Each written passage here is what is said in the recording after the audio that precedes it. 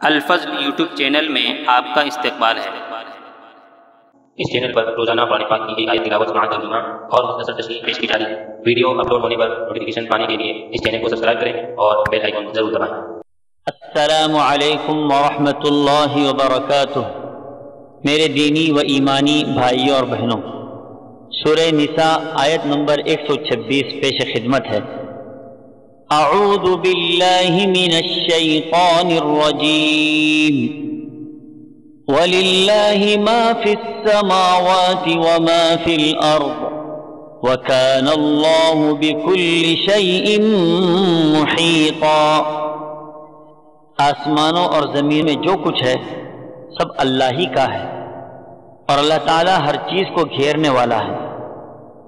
حضرات، اس آیت میں اللہ کے کمال قدرت اور سلطنت کی وسعت کا تذکرہ کیا گیا، اس کے ساتھ ساتھ کمال علم کی بھی وضاحت کی گئی ہے، یعنی چھوٹی بڑی کوئی بھی شے کائنات میں نہ اس کی ملک و سلطنت سے باہر اور نہ اس کے احاطے علم سے باہر ہے۔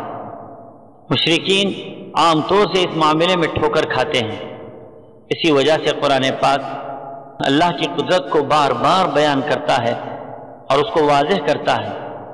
زمین و آسمان میں جو کچھ ہے سب اس کے تابع ہے اور اس کی مخلوق و مملوک ہے اور اس کے قبضے میں ہے۔ وہ اپنی رحمت اور حکمت کے ساتھ جیسا چاہے معاملہ کرے، اس کو کسی کی حاجت و ضرورت نہیں۔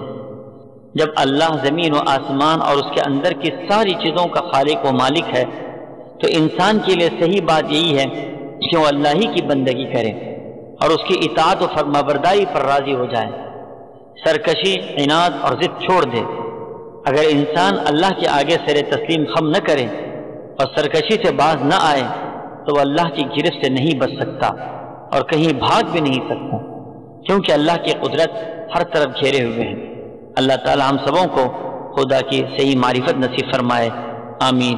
وآخر دعوانا الحمدللہ رب العالمین۔